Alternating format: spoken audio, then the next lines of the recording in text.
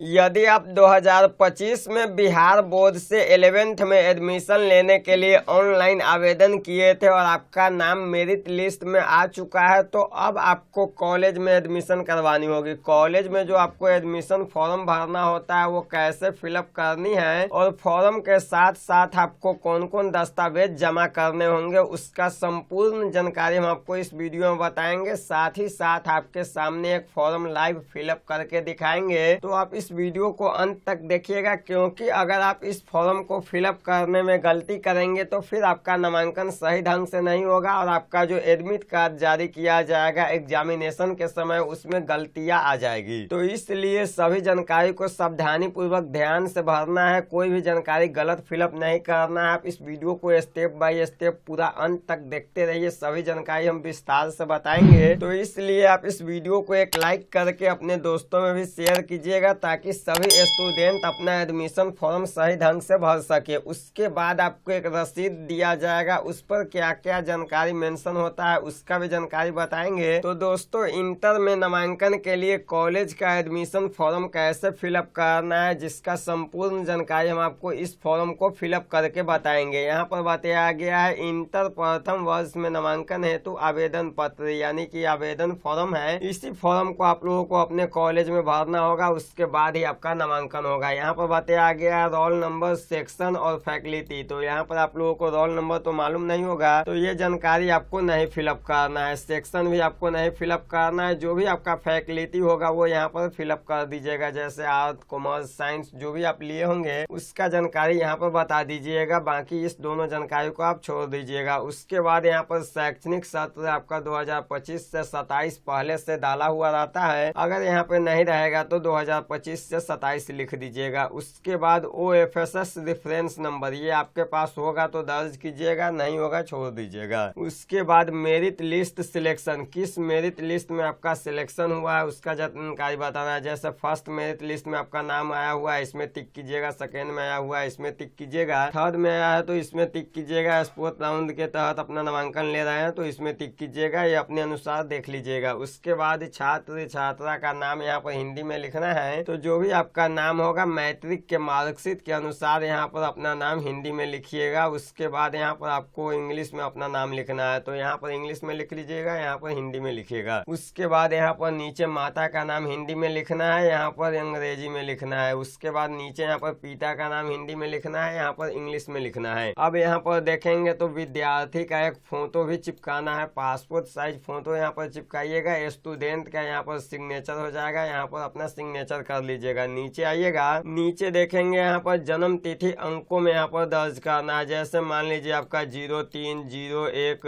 मतलब 2/1/2005 मान लीजिए है, तो यहाँ पे ये इस तरह से लिख लीजिएगा। उसके बाद अगर यहाँ पर आपको शब्दों में लिखना है तो यहाँ पर 2 जनवरी 2005 लिख सकते हैं। इस तरीके से आपको जन्म तिथि लिख लेना है। यहाँ पर छात्र की कोटि यहाँ पर बताना है, यानी कि आपका जो भी कोटि होगा जाति का वो यहाँ सेलेक्ट करना है। तो जो भी जैसे सामान्य क्या है तो इस पे टिक कीजिएगा, BC1 है इस पे क्लिक कीजिएगा, BC2 है इस पे टिक कर दीजिएगा, अपने अनुसार टिक कर लीजिएगा। उसके बाद यहाँ पर जाति का नाम लिखना है। यहाँ पर तो जाति का कोटि सिलेक्ट करना था, लेकिन यहाँ पर आपको अपने जाति का नाम लिख देना है। उसके बाद छात्र दिव्यांग है तो यहाँ पर हाँ करे, अन्यथा नहीं करे। यानी कि कोई विद्यार्थी विकलांग है तो यहाँ से यस कर सकते हैं, जो नहीं है वो यहाँ पर नहीं लिख सकते हैं। उसके बाद यहाँ पर आवासीय पता लिखना है, यानी कि पूरा एड्रेस लिखना है। तो यहाँ पर सबसे पहले अपना वार्ड नंबर लिखिएगा, ग्राम का नाम लिखिएगा, पोस्ट लिखिएगा, थाना लिखिएगा, जिला लिखिएगा। इस तरीके से यहाँ पर आपको एड्रेस लिख लेना है। यहाँ पर मोबाइल नंबर देना है, यहाँ पर एक ईमेल आईडी देना है। उसके बाद यहाँ पर संकाय का नाम बताना है, आर्ट, कॉमर्स, साइंस जो भी होगा यहाँ पर लिखिएगा। यहाँ पर विषय, जो भी विषय आप लेना चाहते हैं उस सब का जानकारी यहाँ पर बताइएगा। 5 सब्जेक्ट आपको सिलेक्ट करना है, यानी कि 5 सब्जेक्ट आपको लेना है। जैसे मान लीजिए आप हिंदी ले रहे हैं, यहाँ पर हिंदी लिखिएगा, इंग्लिश ले रहे हैं, यहाँ पर इंग्लिश लिखिएगा, हिस्ट्री ले रहे हैं, हिस्ट्री लिखिएगा, पोल साइंस ले रहे हैं, पोल साइंस लिखिएगा। उसके बाद अगर आप ज्योग्राफी ले रहे हैं, ज्योग्राफी लिखिएगा। अपने अनुसार जो भी सब्जेक्ट ले रहे हैं उसका नाम लिख दीजिएगा। यहाँ पर अतिरिक्त विषय, अगर आपको एडिशनल सब्जेक्ट रखना चाहते हैं तो यहाँ पर एडिशनल सब्जेक्ट का नाम लिखिएगा, अन्यथा आप इसको खाली भी छोड़ सकते हैं। छात्रा का आधार संख्या, यानी कि जो भी विद्यार्थी होंगे उसका यहाँ पर आधार नंबर लिखना है, यहाँ पर उनका बैंक का विवरण देना है। तो सबसे पहले बैंक का नाम बताना है, जो भी बैंक होगा यहाँ बैंक बैंक का नाम लिखिएगा, यहाँ पर खाता संख्या यानी कि अकाउंट नंबर लिख लीजिएगा, यहाँ पर IFSC कोड लिख लीजिएगा। उसके बाद खाता धारक का नाम यानी स्टूडेंट के नाम से ही खाता होना चाहिए, तो यहाँ पर स्टूडेंट का ही नाम लिखिएगा जिनके नाम से खाता खुला हुआ है। उसके बाद बताया गया है जिस विद्यालय से 10वीं उत्तीर्ण हुई है उसका विवरण आपको देना है। तो 10th का एग्जाम जिस भी स्कूल से पास हुए हैं उस स्कूल का नाम यहाँ पर लिखिएगा, उसका रोल कोड लिखिएगा, यहाँ पर रोल नंबर लिखिएगा। उसके बाद यहाँ पर छात्र छात्रा का हस्ताक्षर हो जाएगा यानी सिग्नेचर आपको करना है।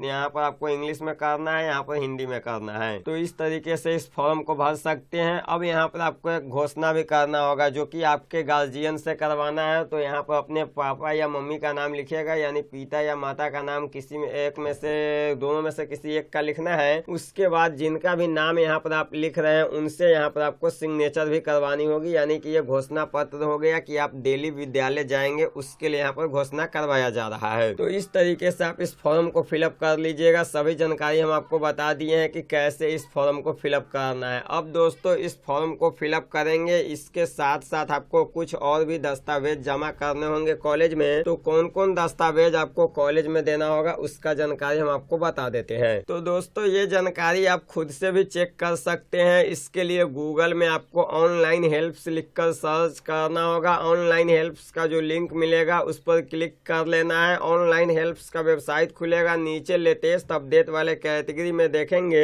Bihar board 11th merit list 2025 का विकल्प मिलेगा, जिस पर क्लिक कीजिएगा। आपके सामने वाला आर्टिकल खुलेगा जहां पर आपको नीचे चले आना है। नीचे देखेंगे यहाँ पर आवश्यक दस्तावेज की जानकारी दिया गया है यानी कि यहाँ पर आपको कौन कौन दस्तावेज देने होंगे वो चेक कर सकते हैं। जैसे 10वीं की मार्कशीट और सर्टिफिकेट देना होगा, स्कूल छोड़ने का प्रमाण पत्र, SLC देना होगा, आधार कार्ड देना होगा, पासपोर्ट साइज फोटो देना होगा, वही जाति प्रमाण पत्र यदि लागू होगा तो ये देना होगा, OFSS का इंटीमेशन लेटर देना होगा और बैंक पासबुक देना होगा। तो ये सभी दस्तावेज ले करके आपको अपने कॉलेज में जमा करना होगा और साथ ही साथ वो जो फॉर्म आपको फिलअप करना बताए ये फॉर्म भी जमा करना होगा। तो ये फॉर्म आपके स्कूल से मिल जाएगा, वहीं से प्राप्त कीजिएगा और फिलअप करके जमा कीजिएगा। ये सभी दस्तावेज और फॉर्म जमा कीजिएगा। उसके बाद जो भी नामांकन शुल्क होगा वो भी आपको कॉलेज में जमा करना होगा। उसके बाद आपको एक पावती रसीद दिया जाएगा यानी कि एक रिसीविंग दिया जाएगा जिसमें बताया जाएगा कि आपका नामांकन ले लिया गया है। तो वो किस प्रकार होगा वो अभी आप स्क्रीन पर देख सकते हैं। यहाँ पर आपका क्लास का नाम दिया गया रहेगा। उसके बाद यहाँ पर देखेंगे तो सेशन दिया गया रहता है। यहाँ पर जो भी विषय होगा, जो भी आपका फैकल्टी होगा वो यहाँ पर देखने को मिल जाएगा। उसके बाद यहाँ पर छात्र छात्रा का नाम यहाँ पर रहता है, यहाँ पे पिता का नाम रहेगा, रोल नंबर जो भी आपको 11th का होगा वो यहाँ पर देखने को मिलेगा और जो भी आपका सेक्शन होगा वो यहाँ पर लिखा हुआ रहेगा। उसके बाद OFSS का जो भी रेफरेंस नंबर होगा वो भी यहाँ पर देखने को मिलेगा। नामांकन किस डेट को हुआ है वो भी डेट यहाँ पर दिया गया रहता है। यहाँ पर प्रभारी का हस्ताक्षर आता है यानी सिग्नेचर आता है। तो ये आपको खुद से फिलअप नहीं करना होगा, ये आपके विद्यालय के द्वारा ही फिलअप करके आपको दिया जाएगा। तो इस तरीके से आप अपना नामांकन करवा सकते हैं। तो अभी नामांकन की प्रक्रिया शुरू हो चुका है। आप लोग अपने कॉलेज में जाइए, वहां से नामांकन फॉर्म प्राप्त कीजिएगा और इस फॉर्म को फिलअप करके नामांकन लीजिएगा। तो दोस्तों आज के लिए बस इतना ही, फिर मिलते हैं किसी नए वीडियो में किसी नए टॉपिक के साथ। जय हिंद।